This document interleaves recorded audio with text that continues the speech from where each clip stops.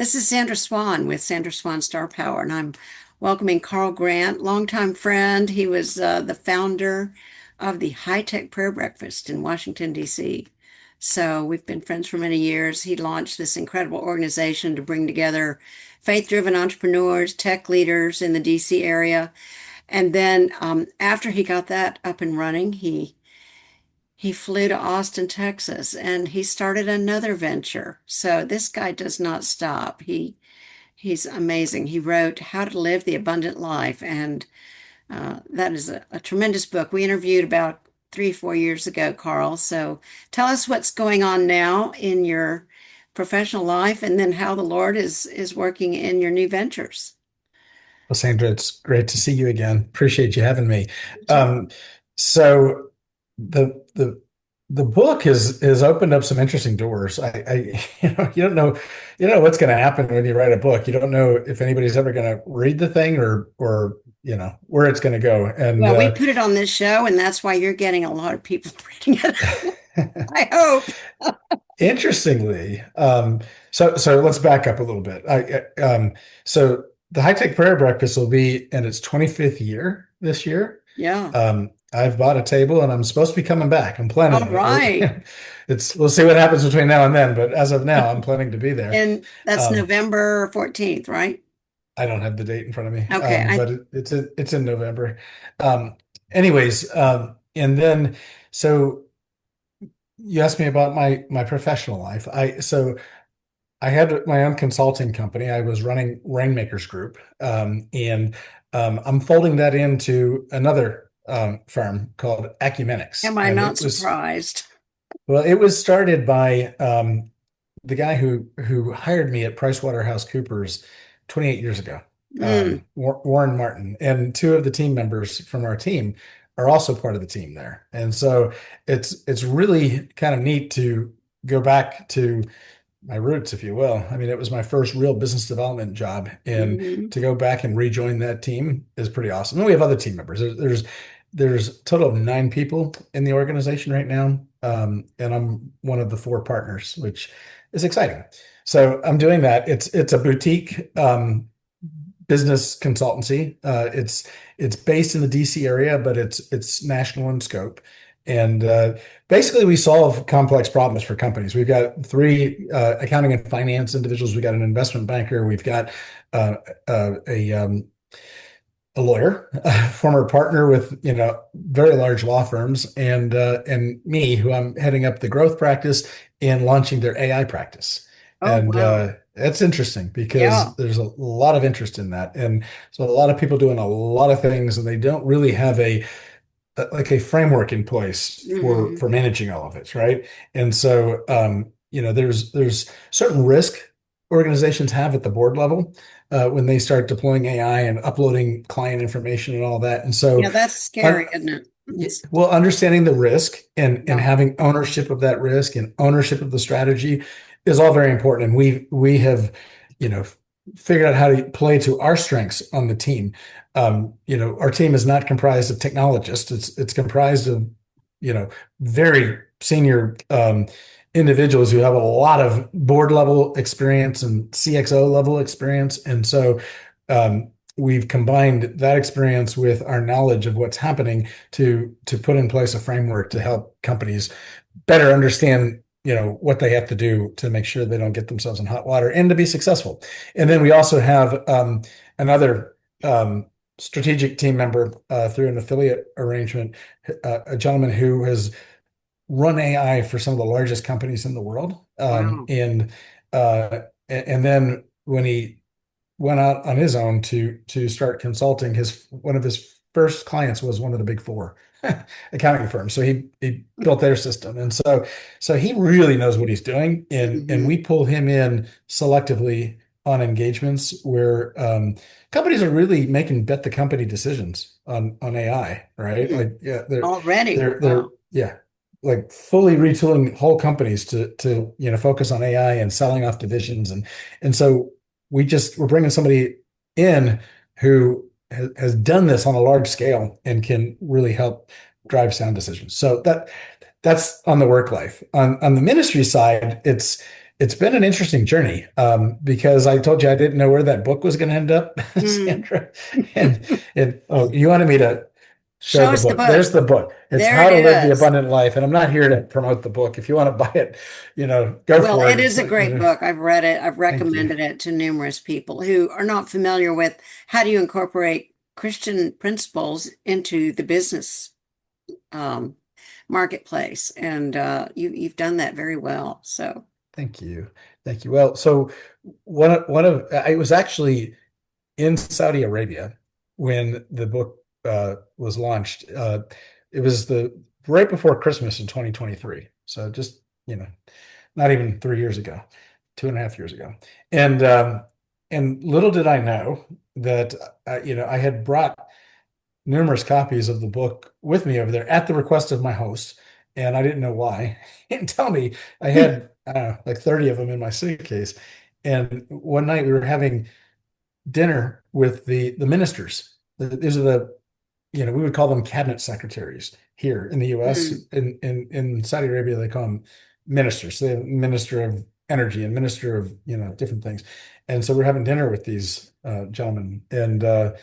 And my host said, "Remember those books I told you to bring?" And I said, "Yeah." He said, "I want you to go get them and give them to these gentlemen." And I'm like, "Oh wow, wow, Saudi what a ministers." I had no idea when I wrote the book that they'd be getting in the hands of people who run the government of Saudi Arabia. So that was interesting because, I mean, when I wrote the book, I wrote it for a largely American audience, right? And people bought it overseas too, but I didn't necessarily write it for the Muslim world, nor did I have any real ties to that world at the time. But now, I've been to Saudi Arabia 3 times. I've been to Pakistan 4 times, mm, and so, one of the gentlemen had already started reading it, which was the craziest thing. He said my name, he shook my hand, and he was the first person to put a review up on the Saudi Amazon site, which blew me away, right? That remarkable. Yeah, I got review, God opens the but doors, doesn't he? Those yeah. amazing doors. So fast forward to today. For the past year and a half, I've been running. It didn't start out as an organization. It started out as just me doing stuff that I do. Hmm. I started this thing called Bridges of Faith, and it's a global Muslim Christian dialogue. And I stood up a Facebook group. It's a private Facebook group. I'm not sure if you can find it by looking it up. I guess if you go on Facebook and you type in Bridges of Faith, you can do it on LinkedIn too. I have a smaller LinkedIn group, but Hmm. we, set that up, and then I didn't want to launch it during the summer because I put it up at the beginning of the summer. I was going to launch it, after the summer, and so we Hmm. did it in September, a couple years ago, and so when I say launch it, we started having Zoom meetings, and it's really interesting that we have, I think, 206 people in the main Facebook group. There's a secondary Facebook group that's got 70 some, and then the LinkedIn group has a number of others. But not all of them show up for these things. It's just anywhere from half a dozen to a dozen people show up for these. It's probably better that way because it's a better group to have a conversation with. But It is, yeah. we will decide on topics we're going to study together, Hmm. and then we will jump in and study them. And we use some AI to help us. If I had to look up all those verses on my own in the Quran, in the Hebrew Bible, in the New Testament, and on the various topics that we do, it would take me forever to do. So Hmm. so the nice thing about AI is you could just tell it what your topic is, and then Yeah. it'll ask it to pull up the relevant verses, and it Oh. does. And so I put together a study plan each time. And for Hmm. example, the last one was, so both Christians and Muslims and Jews for that matter, we all trace our lineage back to Abraham. And Abraham had two sons, Isaac and Ishmael. And if you follow kind of the whole lineage, the Muslims trace their lineage back to Ishmael. In fact, the story of Ishmael in the Quran is almost identical to the story of Isaac, and so it's really interesting. In fact, Ishmael had 12 sons, Abraham, Isaac, Jacob had 12 sons. Hmm. And those are the 12 tribes of Israel. And so like the Right. parallels are incredible. So Really. we studied that topic last time. And the next time um we have the group vote on it. They want to talk about communicating with God, like hearing from God. And Mm. so we're going to be talking about that. I think it's on June 7th coming up. Well, that's And maybe it'll exciting. be passed after this thing comes out, but nonetheless, that's when we're talking about that. And we've we've developed some great friendships on these calls. It's I don't know what they're showing on the news these days. I don't watch too much of the news, but I remember all this, strife that they've painted in the media about, the Muslims and the West and all of this. And this is not my experience with this group, right? Hmm. And in my travels, right? The most of the And these people are I've primarily corporate business, governmental type people, yeah, highly some. I mean, educated.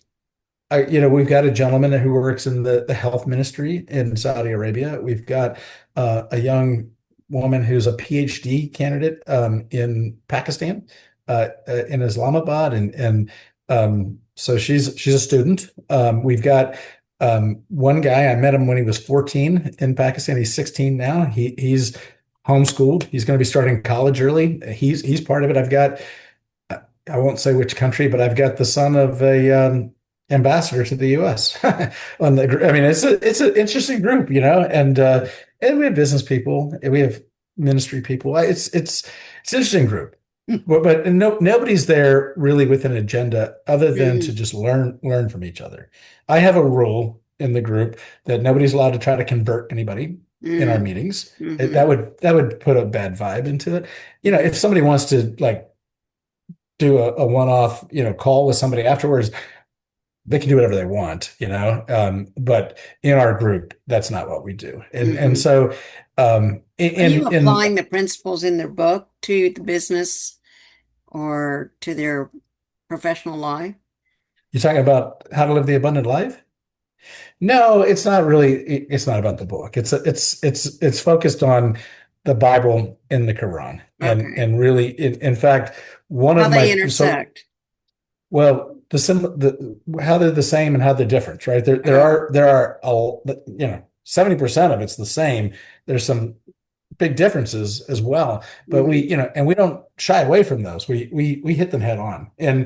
And the beautiful thing about the ministry is that I let them know. I said, like, my goal here isn't to convert any of you, but it is for you to understand what I believe and what other Christians believe well enough that when one of your Muslim friends asks you, you can tell them. You can say, Mm. no, that's not right. This is what they believe, right? Hmm. Because there's misconceptions in some parts of that world that we believe in, three gods as opposed to one, and Mm. the Trinity, which actually it's a theological concept. It's not actually written in the Bible. You won't find the term Trinity in the Bible. You'll see, you know, God the Father, God the Son, and God the Holy Spirit working, together and independently. But you don't see the word Trinity, and so and the word Trinity is in the Quran, and it speaks against the Trinity. Mm. So there's like little things like that we have to work through. But the interesting thing was one of my board members came to church with me this past Sunday. He's a Oh. Muslim, and I'm hypersensitive when I'm listening to a message about what the theology is that's being spoken and how it differs from my guest, right? And I said to him, I said, I know the theology here is different than what you're used to. He said, yes, but I understand it completely because what I've learned from you in Bridges of Faith. And so, for example, yesterday in the Muslim tradition was Eid. Eid is it's like Christmas, for us. I follow a lot of my friends over there on social media, and I see them giving gifts to themselves or having a dinner. I mean, it's stuff that we do, right? And it's just most of it's just happy family time, Hmm. and but they do sacrifice an animal, and so I talked to them during one of our studies about the sacrifice on Eid and why Christians don't sacrifice animals. And I explained because a lot of them use a lamb for their sacrifice. And I explained that we see Jesus as the Lamb of God and what the purpose was of his sacrifice and why that Hmm. was a sacrifice once for all of mankind.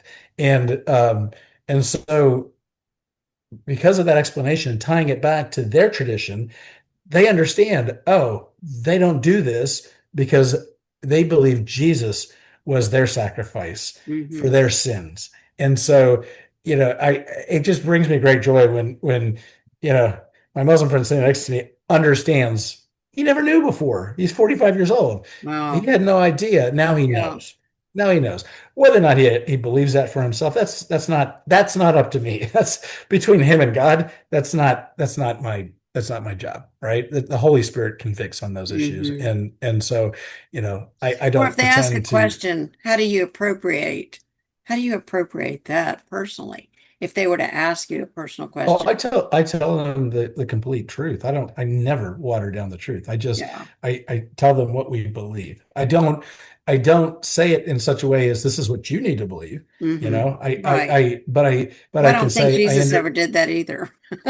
no, but I say I understand this is not what you believe. Hmm. This is what we believe. In fact, I've even given presentations over in these countries where I've talked about religious similarities and differences. And in explaining the differences, I had to explain what it is that we believe that's different from there. So it's a very non-aggressive presentation of the gospel message is what I gave. Hmm. Right? This is what we believe. And when you do it in that context where you're not trying to, evangelize them, you're just trying to share information, they're completely accepting of it. And not accepting of the message, but accepting of the information.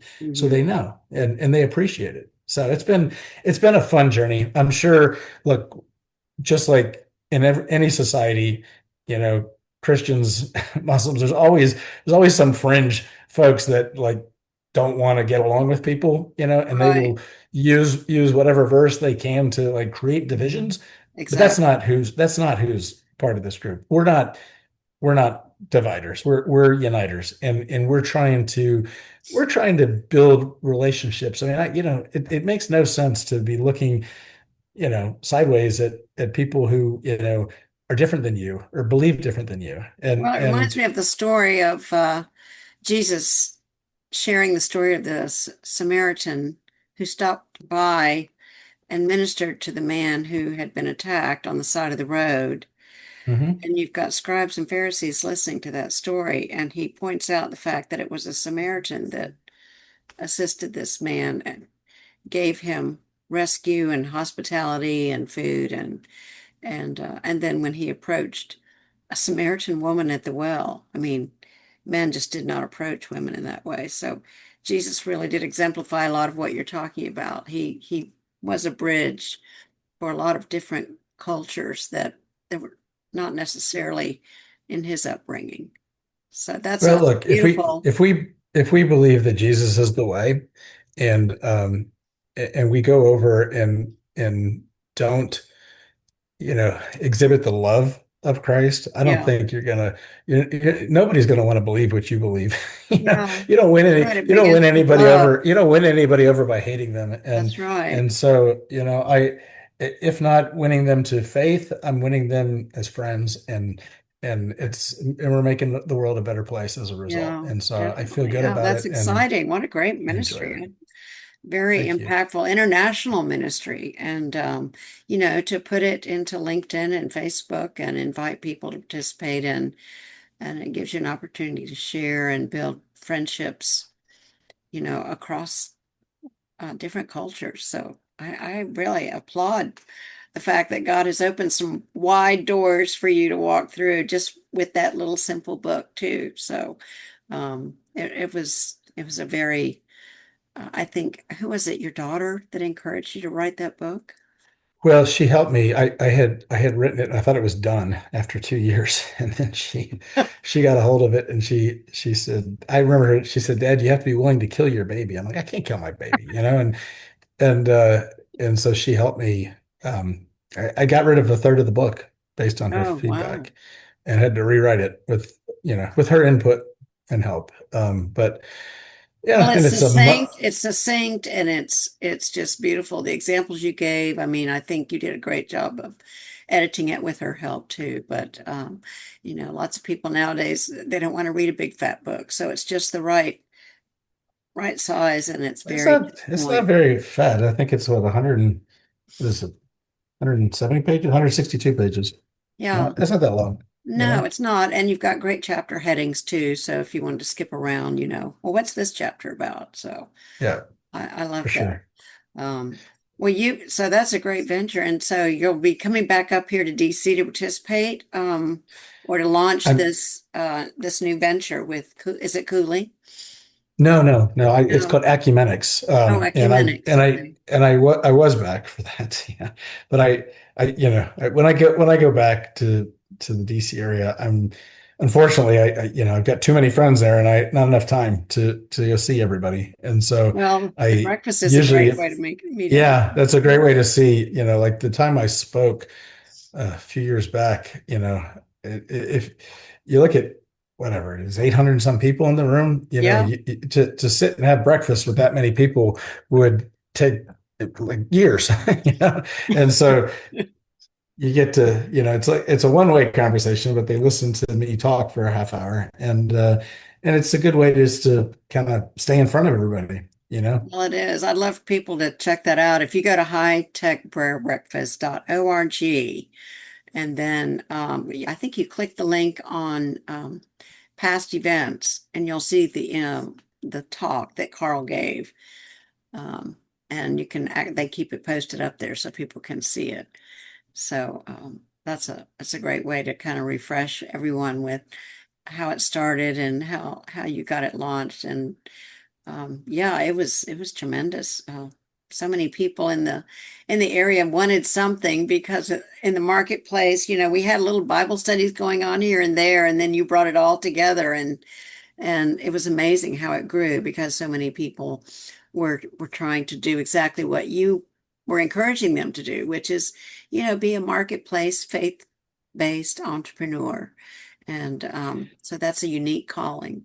They're launching one in Austin, Texas Oh, now, they are? and they are, yeah. And so I actually joined the group who's planning it at their last meeting, and that was interesting because they asked me to say a few things, and when I talked to them, I said this reminds me so much of when we were getting started, um, and they're applying for their 501(c)(3), and I, was able to give them a few pointers of, gotchas that they need to look out for. And Hmm. yeah, it was just, I think it was affirmation for them that they were doing well. I mean, compared to what we were doing back then, because we didn't know what we were doing. We had no idea. And but here it is, 25 years later, it's still going. Wow. And it's outlived me. I moved away in 2020. Yeah. And so, I think, it'll be 5 years. I ran it for 20 years. So, I think I was back for one of them. So they've done it 5 years without me. And Mhm. it seems to be going just fine.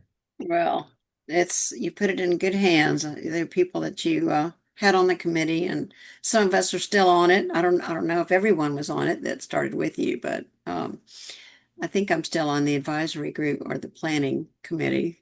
In fact, interestingly, we just had an event called the Alabaster House Leadership Summit, and they actually invited a friend of mine who is the founder of Alabaster House. She ministers to congressional leaders on Capitol Hill.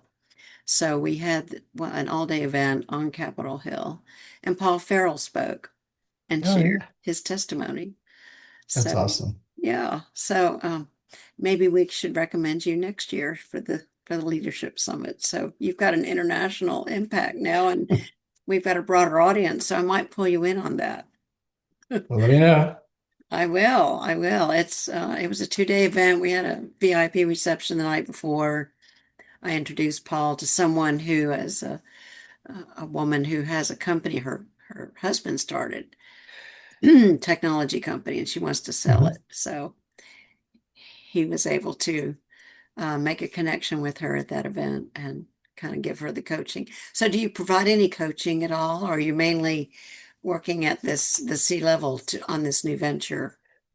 Well, so I have done training and coaching of mainly associates, some partners at law firms, and actually an investment bank as well. So I have about 4 hours worth of training content that I've developed, and I had developed that initially for an investment bank that asked me to come and train their folks that were trying to get promoted to director, which is right before managing director. And so I developed it for that, but then I've used it in other scenarios where I've trained inside of law firms. I've actually spoken at the Legal Marketing Association um, Mm, conference, with a kind of a condensed version of the materials. hmm And then when it comes to coaching, what I offer is to do one-on-one or group coaching beyond the training because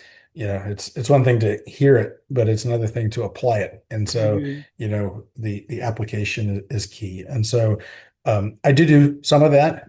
We're doing a lot of higher level advisory work now, but I love doing that stuff. If I have to think about what is the most fun for me, it's hmm really training people to do what I did for most of my career, and then if there's an opportunity to coach them after that, it's even better because then I know they're going to be successfully using the information I've given them. And Right. it's information you're not going to find it anywhere. I mean, it's No, no, it's unless find it. I put some YouTube videos up with like snippets of some of the material. You can see like little snippets of it on my YouTube. But the full 4 hours worth of like everything I learned inside of 25 years of doing professional services business development.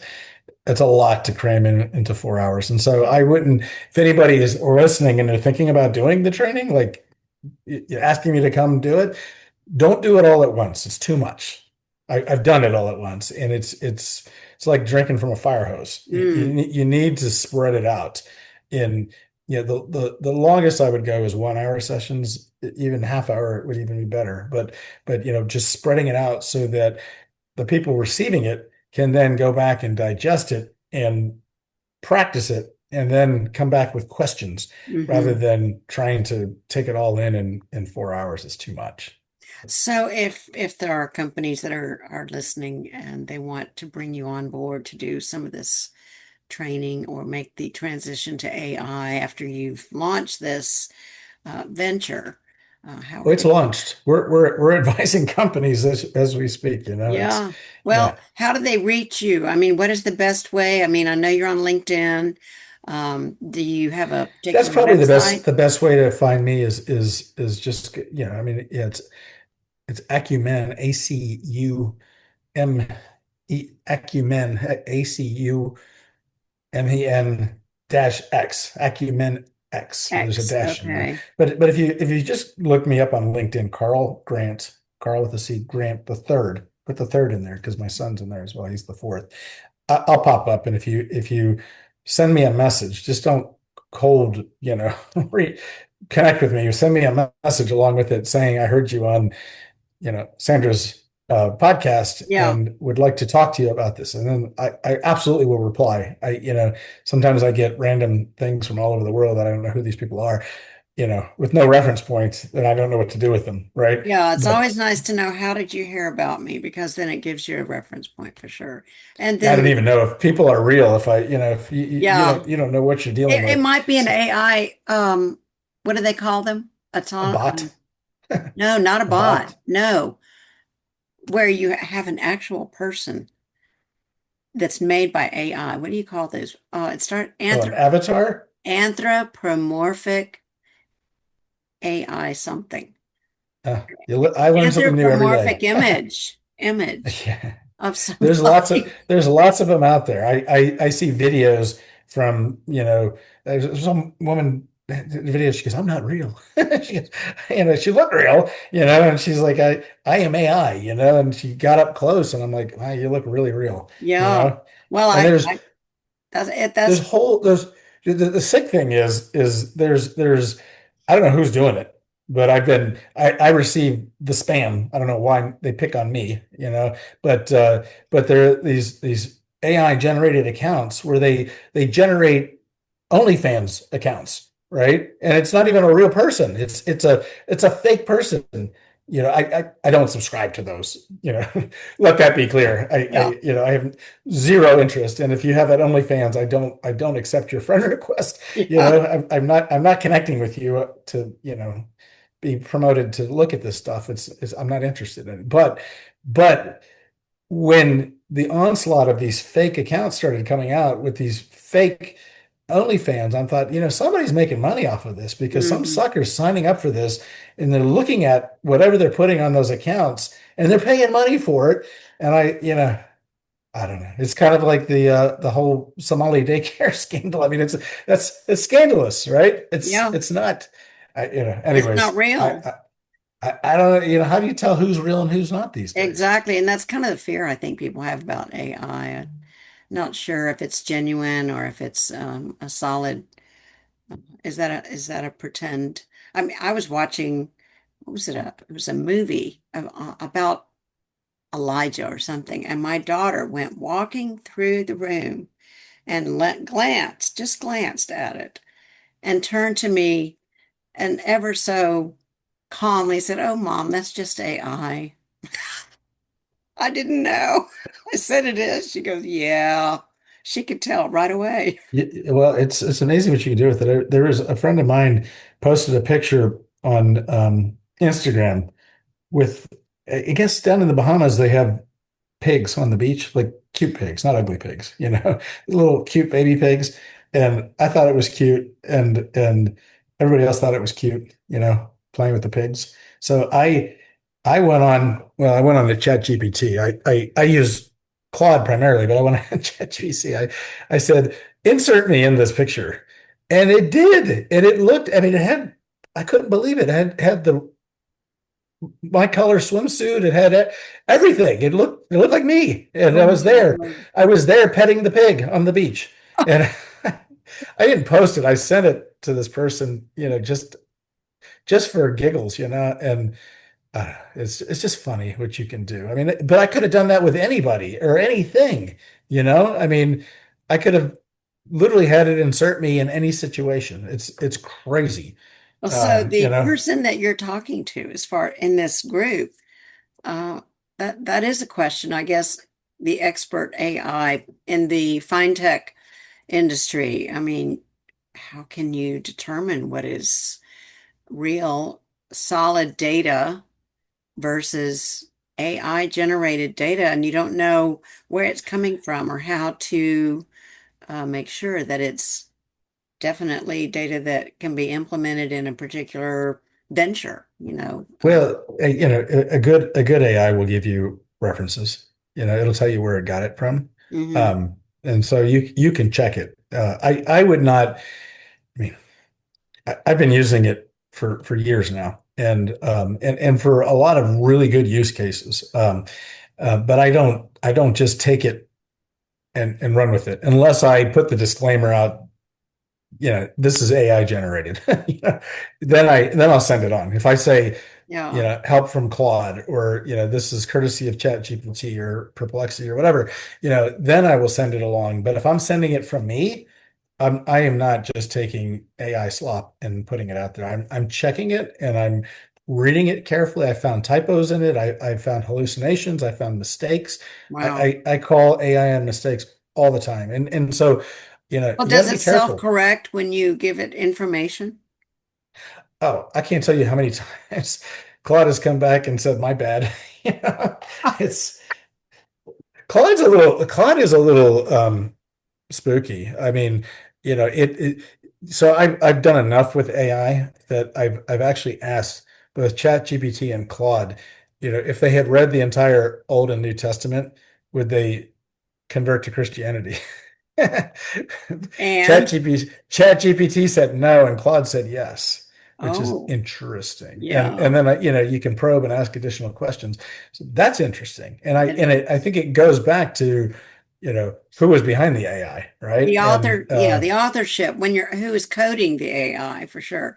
So here's a exactly. question for you, especially, and I may have heard this from someone that they had reached out to, I'm not sure which one it was, but they had cited a case law for a legal case Yeah, and it was I know about this. non-existent. It was Oh, I know. non-existent. It hallucinated. It just made it It up. just Yeah, made that it up happens. and they checked it and they said there was no case law there. No, no, it'll make stuff up too. You have to you have You to have to check it. verify everything.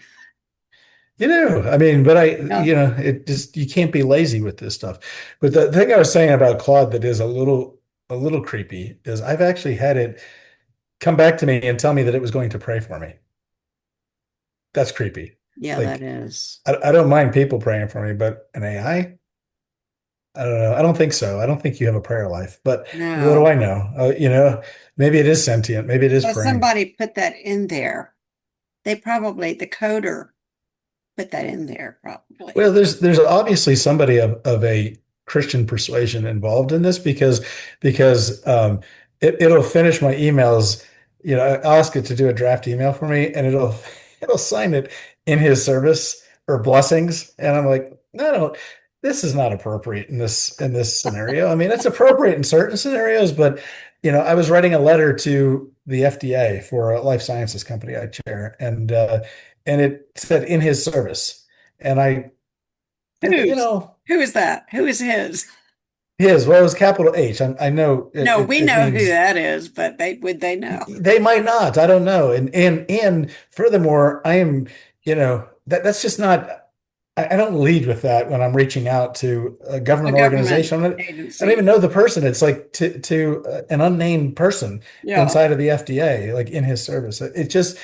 It takes liberties with some of that stuff that because it knows I'm a person of faith and it knows where I'm coming from, and it makes Mm, assumptions. It makes assumptions. yeah. Like I'm doing a Bible study with my son on, we're studying the book of Matthew, and I like to get an AI summary of, I'm going over 5 chapters with him. I want to know what it calls out as the main points, and it just assumed I was doing it for Bridges of Faith, and I'm like, Mm, no, this is not for Bridges of Faith. I'm doing this with my son, and then so it retooled it for a father-son Bible study, right? And wow. I value that because it does a good job with it. I mean, I can then focus on, the most pertinent verses in that chapter, and we can focus on the theme. Hmm. I'm not going to, rely on it to teach the Bible to my son. I'm going to do that, but at least I can take 5 chapters worth of information and distill it down to the salient points and make sure that I touch on them. What were those books in college we used to read? The little yellow books that we used to Cliff sit on. notes, What? cliff notes, Yeah. cliff notes. So Yeah. it's like the Cliff Notes of the internet, really. It does a really good job. And when you're talking about dealing with, you know, Bibles and Qurans that are like really thick, dense books, and when you're talking about the Quran, you even have like the hadiths that, and those are not all assembled in one book. They're in different books, and you've got commentaries on the Christian literature, and there's just so much out there that it pulls Hmm. from. And so when you're asking it a question, it has access to all this information that I just don't have access to, nor do I have the time to go and try to find all of it, right? I mean, Hmm. remember the days of going to the library and like photocopying books to write papers? That's so prehistoric, compared to, Hmm. what you can do now with AI. AI can have it to you in a split second. Yeah. And it's amazing. I mean, so it's not perfect, but it's pretty amazing still. And I think that today, where AI is today, it takes a productive person and makes them hyper productive. I'm already a productive person, but now I get 10 times more done because I have access to so much more information and data that I didn't have before. Hmm. So if someone's watching this and they would say, well, I really want to dip my toe into AI, but um, what should how do I discern or work through learning it with discernment, using the power of the Holy Spirit to discern truth from falsehoods? Um, do Well, you? I started with a chat GPT account. I mean, that's basically all there was at first. And so I started with that. And I just, in the same way you Google something, you just Mhm. start like as if you were going to Google, but you're going to this AI now, and you'll find out that you can ask much more complex questions. Mhm. And if you're not sure, if you go to ChatGPT or Claude, pick or Perplexity or whatever, Google Gemini. You know, I haven't used it too much, but I've heard good things about it. Um, you can actually ask it like, I want to find out from you the following. How do I go about doing that? Like, what do I say to you to get that information? It'll actually come back to you and give you the prompts that you need. So if you're wondering what to do with AI, ask AI. Yes, This is an interesting question too. Have you ever asked AI who is authoring your answer? I haven't asked Because it that it is because code. There are people and experts who are not necessarily experts sometimes, people who are authoring the code for AI and learning to create it, and they're going to have a perspective that's going to be built into their response. So have you well, I ever mean, it asked it is. about the authoring part of its Well, answer? that's not such an easy question to answer because when you have a large language model, you have a vast number of authors all over the world, right? I mean, it pulls stuff from literally all over the world. I mean, Mm, I know because I've done for this life sciences company that I chair, I've done, you know, drug discovery work on it. And I actually this is probably the most interesting use case for mm, AI to date. So and this is going back a couple of years, early days of Chat GPT. mhm, Um, I have an issued patent for a formula that we patented my wife was she had Lyme disease really bad.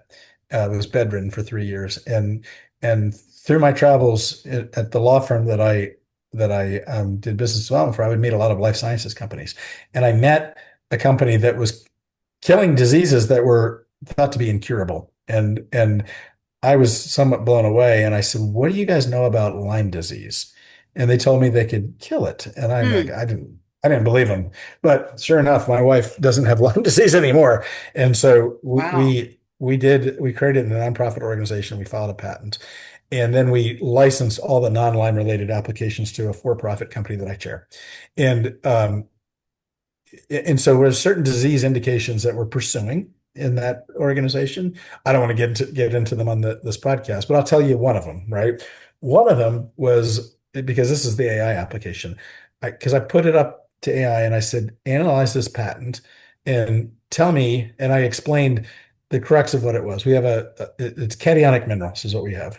All right. And in a hexa-aqua ligand structure. And I explained that to it. It's in the patent, but I just wanted to call it out. And I put the minerals that were in the formula. I said, what other diseases should we be looking at? And it Mm, came back with a list of 7 diseases. wow. Claude actually does more now because Claude has a better language model than the old Chat GPT. And one of the diseases was HIV, which I don't really know anything about HIV. I mean, I know that it's incurable, and you don't want to get it, and it's not easy to get. I know those things, right? And I know that there's medicines that can keep you alive, like Magic Johnson for 40 years, right? So, but that's about it. That's the extent of what I know. And it came back and said that we should be effective against it, and it gave me a mode of action. Hmm. And I'm like, wow, Did it give that's you a chemical interesting. formula to combine the? It's our formula. We have a Oh, formula that's oh, patented, okay. and But I and mean, and was it so drawing on some other minerals and things that should be added to the formula to address?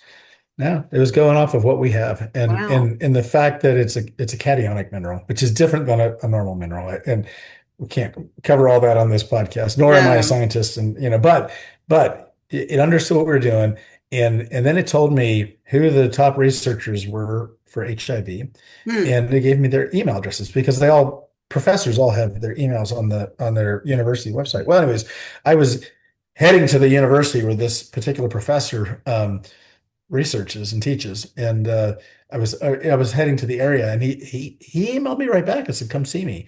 Fast forward to today, we have in the lab of this university, we have effectively killed HIV without harming the other cells surrounding it. And so That's incredible. what they're doing right now is they're trying to find the optimal dose, right? We know what dose works and what doses don't work, but we're trying to find out what is the optimal dose for killing HIV and not harming any other cells. And so that's interesting. Hmm. That was totally AI.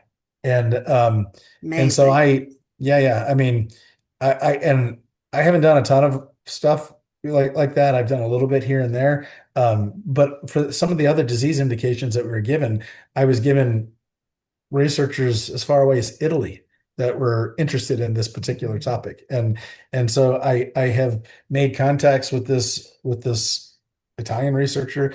I don't think she speaks English because she won't engage me on a Zoom call. She only likes to do emails, and I think she's probably going through a language translator of some sort. Hmm. And then another one, another type of cancer that it said that we should be effective against. And I was put in touch with a gentleman researcher at MD Anderson, the cancer center in Houston. My And in fact, goodness. right before I got on with you, I got an email from him. So I mean, Wow. that is an interesting use case Yeah. because I'm finding stuff that we may be effective against or are effective against that I didn't know about based Hmm. solely on AI. And then when I go to the researcher, I say, look, I have no proof that this works. I don't know if it does or doesn't, but AI is telling me that it does. And this Hmm. is what it's saying that it'll do. And that's good enough for them to want to dig into it and see, that's their life's work is curing a disease. And Yeah, if I can, you know, help them do that, then it's a great thing. it is. It is. That's a wonderful use for it. That's incredible. I've been talking with Carl Grant. He is a rainmaker. He's a faith-based entrepreneur. He's the founder of the High Tech Prayer Breakfast, and now with these new ventures that he's starting, he's going to be probably back here in the DC area again, and now he's branched out into life sciences. I mean, Carl, it's just amazing all the different ventures that God has gifted you with incredible talents, and so I'm going to have to post this on LinkedIn and make sure we connect you to people in a lot of different circles because you, you really do. You take just a little bit of a truth of something, and then you expand it and you build it, and it brings in such a wonderful, what is the root? Well, good fruit. I love the Bridgepoint connection. Thanks. Well, all these things that I work on they're all callings. I don't just willy-nilly go off and do things. No, I have yeah, to feel that prompting in my heart, and when I know it's something I'm supposed to be doing, then yeah. I go forward with it. And I did that with the prior breakfast. I did that with the book. I've done it with these companies. And so Well, and thank you. if I've got too many things on my plate, I ask for, a sifting as well. And so Yeah. I've done that. Well, you're a dynamic Christian. I love your book, How Thank to Live the you. Abundant Life. You can get it on Amazon. Thanks, And Sandra. and if people want to connect with you, what's the best way to connect with you if they want to hear more? Well, you can find me LinkedIn? on LinkedIn, Carl Grant the third, or on Instagram is another place to find me. I'm Carl.Grant dot I. I'm the third. So Okay. look me up on there. I'm on Do you have an Facebook email too. address you'd like to give out, or do you just use I it? do. I'm trying to keep my email out of the public domain because I get way too much spam. Okay. So, Well, yeah. I've also want to just let people know about Rainmakers, your business development podcast site on Buzzsprout. So the Yeah. Rainmakers Group, it's got some great interviews with other CEOs because you hosted your own. I mean, I launched you back on the radio. When was it? Many years ago on Yeah. WFX radio. You did a great radio program, Faith at Work. That was the Good beginning. memory. Yeah, yeah. They're still out there. If you I don't know if I'm not sure if Faith at Work is still out hosted. It may be. I don't know. I think you put it It's on, what was it, Spotify maybe? well, it's Faith at signed work Yep. is the one if I'll it's still find up. it and I'll send it to you if I can And find it. then the other one is if you go to Rainmakers, I think it's Rainmakers dot network. I don't know, but if you just Rainmakers podcast, Carl Grant the third, Yeah, I'm looking you'll at it find it. right now. It's the Rainmate featuring, and your picture's right there. It's the same picture we used for Faith at Work. Yeah, I don't like that picture, but Oh, I think that's it's a great fine. photo. I'll send it to you. Well, we've Okay, been talking with thanks. Carl Grant. I got to let him go. He's got another interview. So thanks for your time. Appreciate your wealth of expertise. And I'm looking forward to seeing you at the High Tech Prayer Breakfast coming up in November of this year in Washington, D.C. So thank you All again, right, sounds Carl. great. Thank you. It's been a God pleasure. bless you. Bless you.